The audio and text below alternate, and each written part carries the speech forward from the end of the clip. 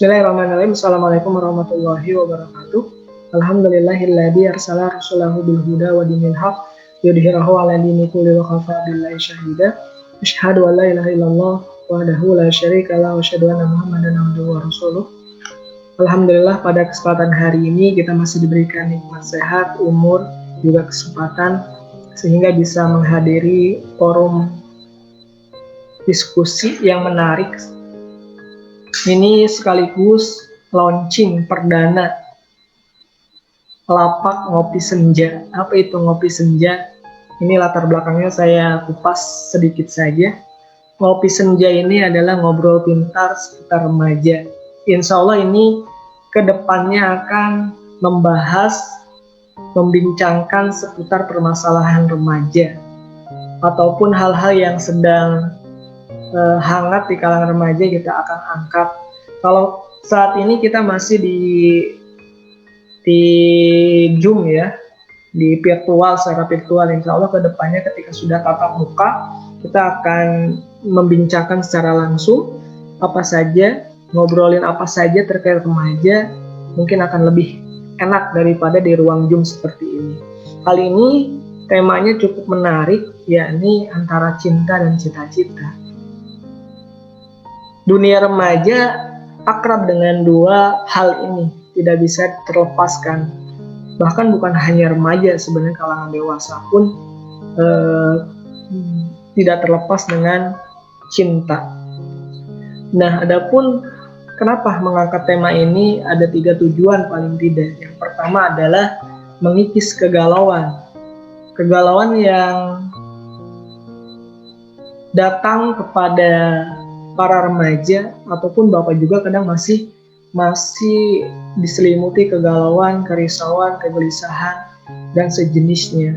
Galau karena apa? Seringkali memang galau karena masalah cinta. Biasanya remaja itu identik dengan galau, diputusin pacar, ditinggalin mantan dan seterusnya.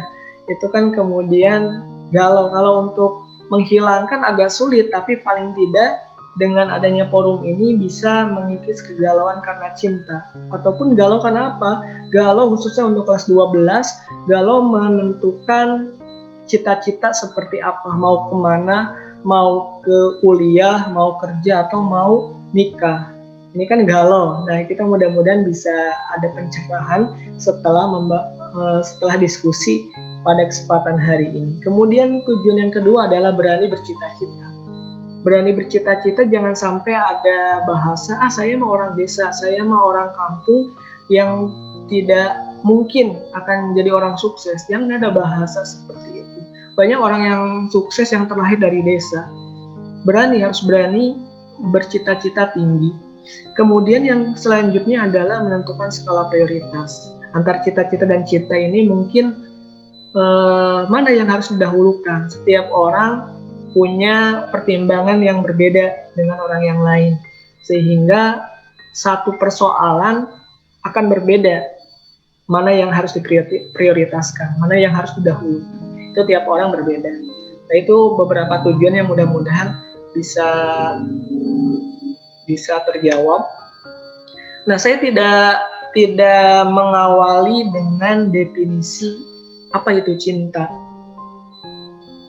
tapi saya mengawali dengan warning. Hati-hati, wahai hati. Kenapa? Karena ketika kita tidak hati-hati, maka ada 2 konsekuensi paling tidak. Sakit hati atau makan hati. Kalau kita berkaitan dengan hati, ya udah seperti itu. Makanya ada satu ungkapan, masumiya kolbu ila min kolbubihi. Tidaklah dinamakan kolbu atau hati, melainkan karena ia bertakolub atau berubah-ubah, berfluktuasi. Namanya hati itu ya seperti itu, tidak lantas konstan. Pasti ada rasa yang kemudian silih berganti. Semua yang ada di hati itu ya berubah-ubah. Seperti hanya iman, takwa, al-imanu, yajidu wa yanqus, naik turun. Kemudian terkadang kita dihadapkan pada sesuatu yang senang, sedih. Kadang kita juga di situasi yang kemudian marah. Begitupun dengan cinta. Cinta pun kadang berubah-ubah. Cinta itu bukan sesuatu yang konstan. Ya udah begitu aja, porsinya prosentasenya 100% aja, 90% aja. Tidak, tetapi selalu berubah-ubah. Dia bisa tumbuh, berkembang, atau bahkan hilang. Dan paling yang mengerikan adalah berbalik arah. Syukur-syukur cintanya bisa terus dipupuk sehingga bisa kian tumbuh, khususnya bagi para orang dewasa yang sudah menjalin rumah tangga. Ya bisa dipupuk paling tidak bertahanlah di posisi prosentasenya katakanlah masih di 90 dan seterusnya. Tapi diusahakan jangan sampai hilang. Kan itu perlu pendekatan, perlu hal yang memang membuat cinta itu terus ada, jangan sampai hilang. Yang paling mengerikannya adalah ketika cinta itu berbalik arah jadi benci. Awalnya kemudian orang cinta mati-matian, benci karena suatu persoalan yang lain, ini kan mengerikan. Selanjutnya, makanya dalam sebuah keterangan ada satu rambu-rambunya. Habibaka haunama asa ayyakuna bagidoka yaumama wa abgid bagidoka haunama asa ayyakuna habibaka yaumama. Cintailah orang yang kau cintai dengan sekadarnya saja. Boleh jadi suatu hari dia menjadi orang yang kau benci. Dan bencilah kepada orang yang kau benci sewajarnya saja. Boleh jadi suatu hari dia yang kau benci menjadi orang yang kau cintai. Ini menarik dan perlu kita renungkan dan kita implementasikan dalam kehidupan sehari-hari. Jadi porsi rasa, porsi cinta itu ya bagaimana kita mengaturnya tidak sampai overdosis atau berlebih-lebihan. Karena sesuatu yang berlebihan-lebihan itu tidak baik. Tidak hanya masalah cinta, apapun lah itu ketika sudah overdosis, maka akan berbahaya, tidak baik. Makanya sewajarnya saja, ini kan perlu latihan. Karena ketika orang cinta mati-matian terhadap orang, kemudian Allah membalikkan jadi benci, ini kan sesuatu hal yang jadi masalah. Jadi masalah kemudiannya, bisa saja awalnya mati-matian jadi cinta, malah karena benci ya dia mati bunuh diri. Ataupun sebaliknya, dia benci mati-matian kemudian tiba-tiba suatu saat tumbuh rasa cinta, itu kan sangat mungkin. Tidak mungkin misalkan Pak saya cinta kepada dia, orangnya kayak gitu. Mungkin sekarang kalian bisa berbicara demikian. Bisa jadi 10 tahun kemudian, 15 tahun kemudian, 20 tahun kemudian, ketika si AA-nya sudah berubah, atau paling tidak sudah punya pekerjaan yang mapan dan seterusnya, akan tumbuh rasa cinta. Makanya harus hati-hati dengan ucapan, tindakan yang sangat mungkin itu di kemudian hari bisa berbalik arah. Makanya ada rambu-rambu yang harus benar-benar diperhatikan. Kemudian berbicara masalah tingkatan cinta, sebenarnya bukan tingkatan sih. Kemuliaan cinta tergantung siapa yang dicintainya. Ketika kita mencintai Allah yang mulia, maka cintanya pun nampak tinggi, indah sekali. Jadi kemuliaan cinta itu tergantung yang dicintainya. Ketika mencintai Allah, ya kemuliaan cintanya jadi tinggi. Makanya ada satu ungkapan cinta kepada Allah itu bagaikan layang-layang. Kenapa bagaikan layang-layang? Semakin tinggi, semakin indah cinta itu dipandang. Artinya ketika kita sudah mencintai seseorang, atau kemudian ya kadang kalau kita contohkan sekarang aja, ketika kita dicubit atau dipukul sama pasangan kita, orang yang sangat kita cintai, maka kita akan rela, bukan marah-marah, tapi tersenyum, bahkan membalas candaannya itu. Bagaimana kemudian kita juga ridho dengan apapun yang Allah takdirkan kepada kita, karena kita sudah cinta sekali kepada Allah. Apa yang Allah takdirkan kepada kita itu tidak jadi soal, ridho saja, karena kita sudah cinta dengannya. Makanya dalam konsep mencintai Allah itu harus seimbang antara khauf dan roja. Tidak boleh salah satunya ada kecenderungan khauf saja yang mendominasi, rojanya tidak, begitupun sebaliknya. Jadi antara ketakutan akan siksa Allah itu harus muncul berbarengan seimbang dengan satu pengharapan kepada Allah, bahwa Allah itu Maha Pengampun dan seterusnya. Itu harus seimbang. Konsep mencintai Allah itu seperti itu. Kemudian kisah cinta. Wah, ini menarik sebenarnya kalau kita berbicara masalah konsep cinta dari masa ke masa itu cukup legendaris, banyak lah. Salah satunya mungkin yang saya ketik di sini adalah kisah Romeo and Juliet. Mungkin semua teman-teman di sini sudah pernah mendengar, menyimak, atau bahkan membaca kisah ini yang berakhir tragis karena mereka tidak Allah takdirkan untuk bersatu, akhirnya bunuh diri. Ya, kemudian yang sekarang sedang menarik juga ini sinetron walaupun fiktif ya, tapi sesuatu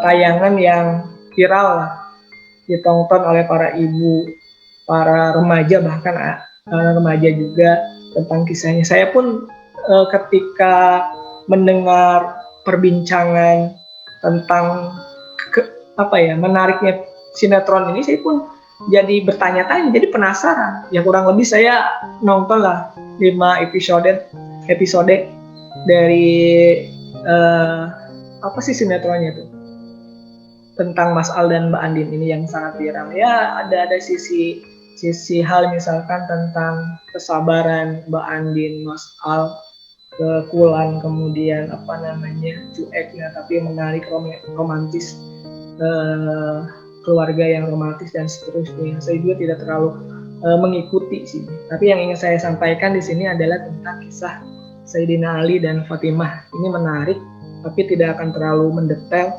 Namun ada satu hal yang menarik ini, yakni ketika Sayyidina Ali bin Abi Thalib menikahi Sayyidina Fatimah. Pada saat itu, kisah singkatnya itu, sebelum Sayyidina Ali maju melamar Fatimah, ada Abu Bakar, ada Umar bin Khattab yang maju terlebih dahulu, namun sama-sama ditolak oleh Rasulullah. Ketika maju pun pada saat itu mungkin ada rasa minder Ali, seorang Abu Bakar saja yang gagah, yang dermawan, Rasulullah tolak, begitupun Umar yang pemberani juga tolak, apalagi saya pada saat itu mungkin. Namun Rasulullah ketika Ali menyodorkan diri, ya singkat cerita diterima lah, menikah lah. Ada satu dialog yang menarik di malam pertama, nggak tahu di malam berapa ya, paling tidak ada dialog yang dilontarkan oleh Sayyidah Fatimah, Mas A mungkin. Saya pernah mengagumi sosok pemuda pada saat itu dan pas saat muda. Sayyidina Ali kaget ketika tiba-tiba yang dicintainya sudah menjadi istrinya ngomong seperti itu. Kenapa tidak jujur dari awal? Kenapa? Kenapa? Baru bilang saat ini ketika kita sudah menikah, kurang lebih seperti itu. Ya Mas, pemuda ini luar biasa sehingga ada rasa, ada cinta yang tumbuh pada saat itu. Namun tidak diungkapkan, hanya mendoakan saja. Ya sudah, kalau seperti itu saya rela melepas Neng untuknya agar bahagia. Apa kemudian Sayyidah Fatimah mengatakan, tenang A, mungkin pemuda itu tak lain dan tak bukan adalah A sendiri. Artinya sosok pemuda itu adalah Sayyidina Ali itu sendiri. Begitu kerennya gitu menjaga rasa sehingga dia pendam, kemudian baru terungkap ketika sudah berumah tangga. Begitupun menjaganya, takut sesuatu hal yang memang tidak diinginkan. Kemudian ada pertanyaan, apakah mencintai seseorang itu perbuatan dosa? Tentu saja jawabannya bukan, selama tidak melakukan perbuatan haram. Itu pentingnya. Jadi masalah mencintai ini adalah sesuatu hal yang memang eh, manusiawi ya, tidak bisa terkontrol kita. Dia terbesit aja, selintas aja, ini mencintai, menyukai seseorang, ada rasa suka. Itu sesuatu hal yang memang bukan sebuah dosa, sebuah pelanggaran. Rasa cinta yang bersemi di hati seorang itu tidak terkena taklid hukum. Kita mencintai siapapun, bahkan contoh ekstrimnya ketika menyukai pasangan orang juga, kalau hanya sebatas rasa cinta itu belum kena taklid hukum, bebas dari pidana, artinya ya tidak terkena haram.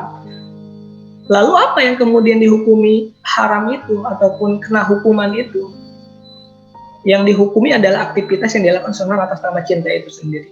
Ketika mencintai siapapun, itu tidak masalah. Tapi yang masalah itu ketika aktivitas yang dilakukannya, misalkan ngajak jalan, bergandengan tangan, bahkan melakukan hal-hal yang tidak pantas, itu yang kemudian menjadi yang terkena taklid hukum. Haramnya itu seperti itu. Kalau hanya kemudian memendam rasa, tidak, kita masih bisa menjaga mata kita, masih istighfar dengan lintasan cinta itu yang hadir dalam hati kita, yaitu tidak terkena taklid hukum. Makanya ada satu nasihat yang menarik, ini sebenarnya sebuah keterangan yang mengatakan bahwa barang siapa yang dilanda rindu lalu menyimpannya sampai ia mati, maka ia mati sebagai seorang syahid. Syekh Nawawi Al-Bantani, seorang ulama dari Indonesia yang bertaraf internasional menjadi imam besar di Mekah, beliau mengomentari syaratnya mati syahid itu adalah menjaga diri dari hal-hal yang diharamkan. Itu poinnya sama seperti tadi. Ketika kita dilanda rindu, cinta, dan seterusnya terhadap orang yang dicintai, namun tidak diungkapkan, bisa menjaga keharaman. Dia menjaga sampai tidak berani melihat apa yang kita cintai, karena takut akan dosanya. Bahkan menyimpan rasa itu sampai dia meninggal, maka itu tergolong mati syahid. Walaupun kalau berbicara masalah syahid, ini ada beberapa kategorinya ya. Nanti dibahas di kesempatan yang lain. Kemudian Syekh Ali Jum'ah juga mengomentari bahwa barang siapa merindukan seseorang kemudian dia menahannya, ini intinya sama seperti tadi, menahan diri, menyembunyikannya, menahannya, tidak mengungkapkannya sampai dia kemudian meninggal, maka itu tergolong sebagai mati syahid. Ini menarik. Terakhir, sebuah nasihat yang disampaikan oleh Habib Ali Zainal Abidin Al-Khalq. Jadi bagi orang yang melakukan hubungan sebelum menikah, maka tidak ada yang halal kecuali doa. Ini menarik ya, ketika ini terkait tadi juga dengan kisah Sayyidina Ali dan Sayyidatina Fatimah, bahwa dia saling menyukai tapi dalam diam. Hanya doa yang menghujam langit, menghujam bumi, menembus langit untuk kemudian Allah takdirkan bersama. Jadi ketika paling aman memang kita sama-sama mendoakan yang terbaik. Mudah-mudahan dipertemukan yang kemudian Allah satukan, karena prinsip jodoh itu adalah sedekat apapun dia, kalaupun memang bukan jodoh kita, maka akan ada jalan untuk menjadi jauh.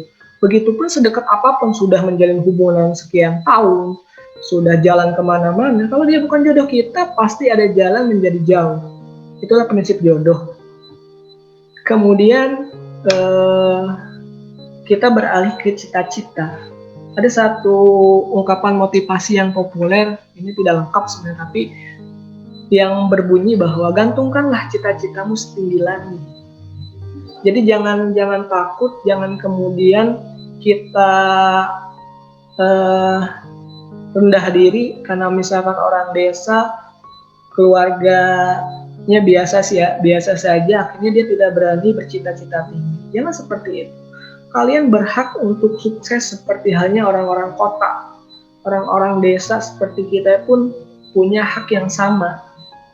Makanya kuncinya kita gantungkan cita-cita itu kepada Allah Subhanahu wa Ta'ala yang memiliki sifat as-somad, tempat segala sesuatu bergantung.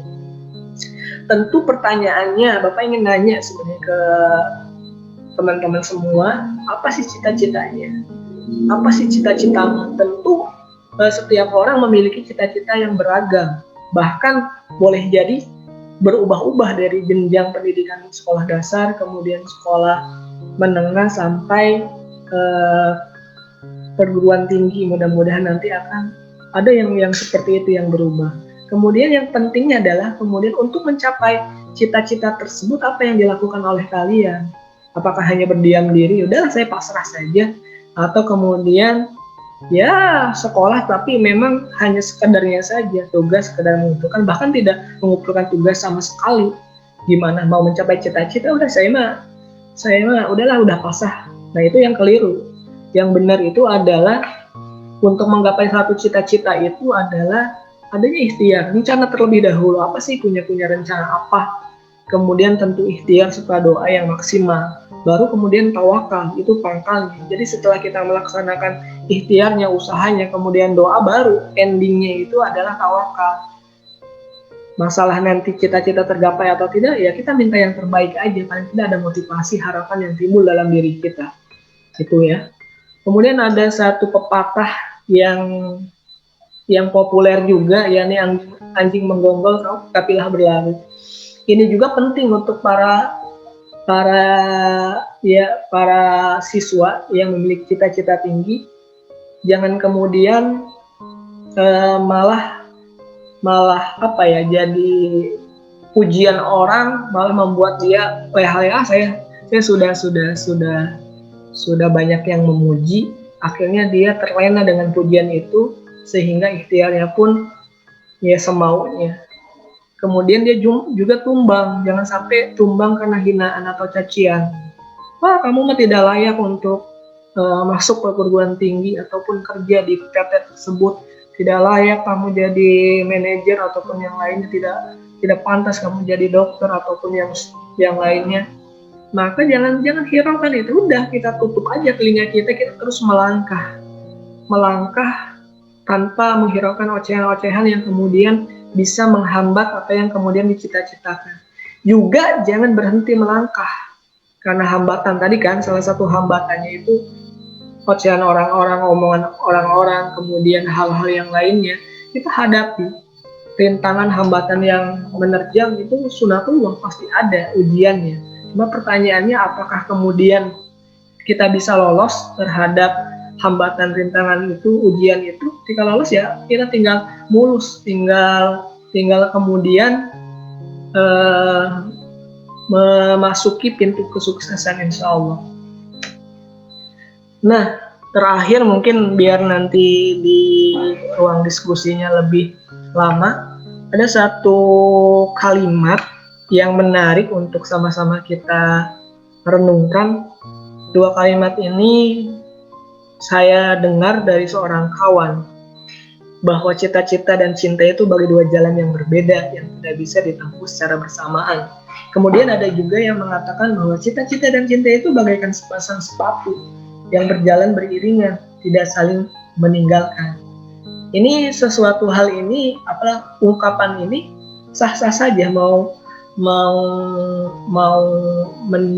mengikuti yang mana, karena tiap orang punya prioritas, punya sudut pandang yang berbeda. Untuk kalimat yang pertama, dia fokus di salah satunya. Ketika katakanlah dia kuliah, ya sudah, saya ingin menuntaskan dulu kuliah lah, ingin menggapai cita-cita dulu. Untuk cinta nanti pada saat waktu yang lain. Begitupun misalkan dia ingin menempuh cita-cita dulu, menempuh cinta dulu, nikah dulu, nanti baru kuliah ataupun meniti karir setelah menikah. Itu juga pilihan. Atau bahkan dia berbarengan. Tidak sedikit teman-teman bapak gitu di kampus yang pada saat kuliah dia juga sambil menikah. Artinya itu sebuah pilihan yang pasti ada konsekuensinya apa yang dipilih itu, dan harus siap bertanggung jawab terhadap pilihan tersebut dan berani menjalani pilihan tersebut. Jadi silakan kalian mengukur diri, mau jalan apa dulu yang ditempuh, cita-cita atau cinta, atau kedua-duanya dan seterusnya. Tidak mungkin kalau kedua-duanya. Sekarang kan kalian masih di bangku SMK. Paling tidak gambarannya pesan Bapak untuk kalian bahwa yang yang sedang dilanda kegalauan karena cinta ataupun baru diputuskan pacar, ya tidak perlu risau karena jodoh itu kan pada prinsipnya nanti juga akan indah pada waktunya. Jangan sampai hal yang receh gitu, receh karena sesuatu hal yang belum tentu itu menjadi jodoh kita, pasangan kita, bisa menghancurkan apa yang kemudian sudah direncanakan. Karena yang sekarang dekat dengan kamu itu belum tentu itu yang nanti bersanding di pelaminan. Itu barangkali untuk pertemuan kali ini, awalnya Bapak tidak akan panjang lebar, ini juga sudah agak cepat sebenarnya penyampaiannya. Jadi langsung saja barangkali jika ada yang mau didiskusikan, yang mau diobrolkan, sebenarnya nanti konsep ngobrol senja ini jadi dialog aja nanti, diskusi sebenarnya ketika kita sudah nanti tatap muka sore lah, paling kan senja ya, harusnya sore sih sebenarnya. Di ujung senja setelah sekolah, entah di hari apa nanti kita jadwalkan untuk berbincang-bincang permasalahan remaja, itu sih desain kedepannya, entah itu bisa terlaksana atau tidak di tahun ini ataupun masih menggunakan Zoom dan seterusnya, saya berpikir nggak masalah ya, paling tidak gambarannya tadi untuk masalah terkait dengan ngopi senja ini insya Allah akan dirutinkan. Untuk waktunya mungkin nanti bisa didiskusikan terlebih dahulu. Silakan jika ada yang mau ditanyakan, demikian kurang lebihnya mohon maaf. Assalamualaikum warahmatullahi wabarakatuh. Enggak, kalau tidak ada ya sudah. Silakan di-unmute boleh.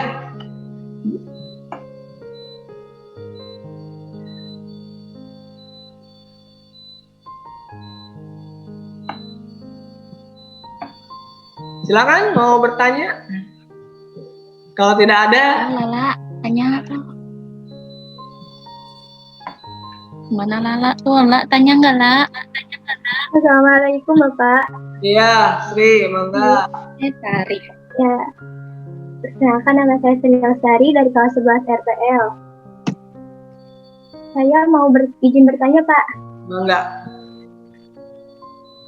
Mengapa pada saat kita memilih untuk fokus pada salah satunya antara cinta dan cinta, misalkan kita tuh telah memilih fokus kepada cinta nih, terus pasti aja ada rintangan yang terus saja datang bergilir.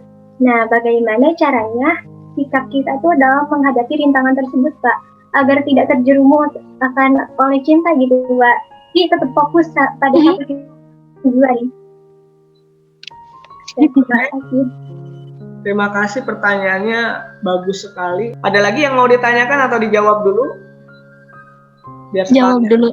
Jawab dulu. Baik, ini kan sebenarnya kalau berbicara masalah ujian hidup ya, bukan hanya ketika kita meniti satu cita-cita ya, bahkan apapun itu pasti satu paket dengan ujiannya. Sekolah pun ada ujiannya dari jenjang SD, SMP, SMA.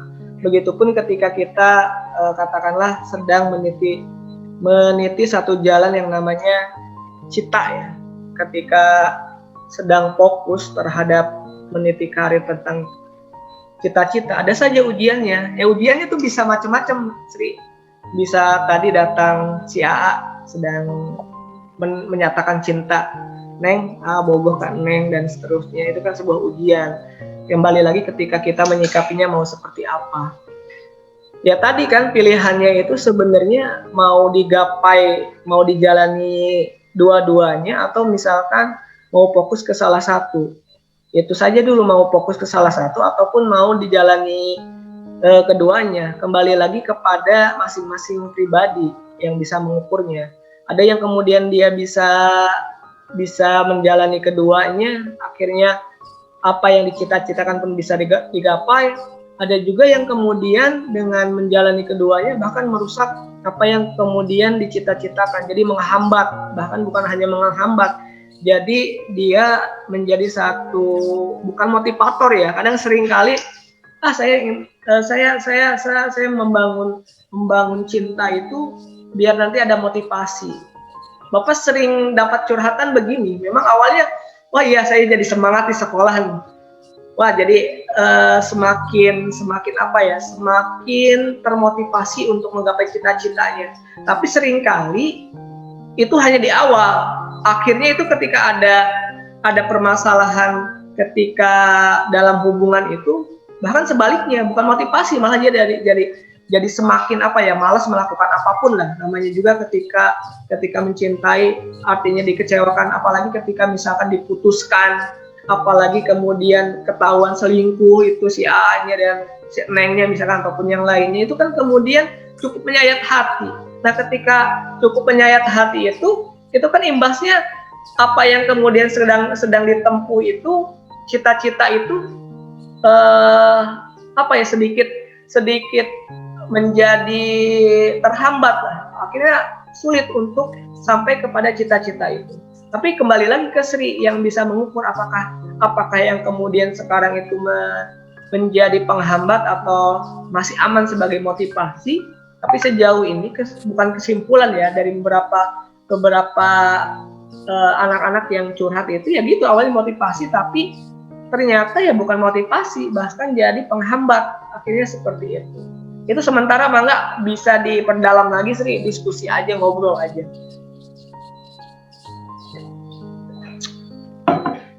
Mangga ada tanggapan atau yang mau menambahkan atau menyanggah? Enggak masalah. Kita diskusi saja. Oke, Sri ada tanggapan nggak? Ada tanggapan nggak? Udah Bapak. Udah? Nggak harus sepakat dengan Bapak, ini kan pendapat saja. Gitu. Atau punya sudut pandang yang lain, Bu Sari, Bu Dita, ataupun teman-teman yang lain mengenai pertanyaan tadi, mengenai itu. Kalau tidak ada pertanyaan lagi, berarti kita sudahi aja untuk pertemuan hari ini. Udah malu-malu ya Pak.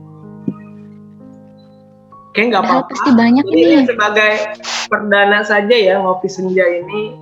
Mungkin nanti temanya bisa masukan dari teman-teman juga. Misalkan mau membahas apa, misalkan ada dari siapapun, misalnya Lapina, Nurlaila, siapa aja, Ria di sini, Rina, Raya, Rika, itu silakan kalaupun memang punya usulan tema yang mau dibahas, apalagi terkait dengan remaja.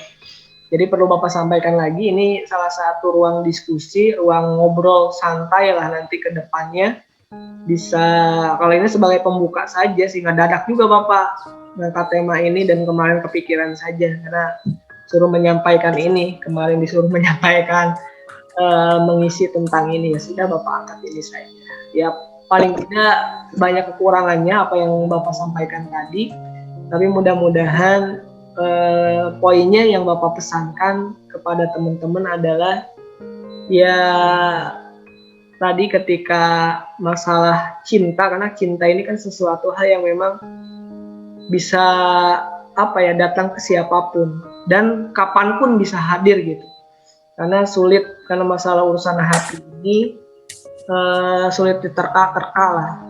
Ya tergantung nanti apakah misalkan mau mengutarakan rasa itu atau mau menyimpannya dalam-dalam sampai benar-benar nanti di waktu yang tepat bisa disampaikan kepada yang memang berhak untuk mendapatkan ataupun cinta dari kalian gitu. Pesan Bapak, jaga diri ya terkait dengan ini, karena kondisinya zaman sekarang, kalau bicara kondisi zaman kan sudah mulai seperti terlihat saat ini. Jadi pesan Bapak khususnya untuk teman-teman SMKN Banyusari agar senantiasa ya bisa mengontrol diri lah, menjaga diri, punya batasan. Kalau masalah mencintai itu kan sebuah manusiawi lah. Tapi bagaimana kemudian cinta itu tidak sampai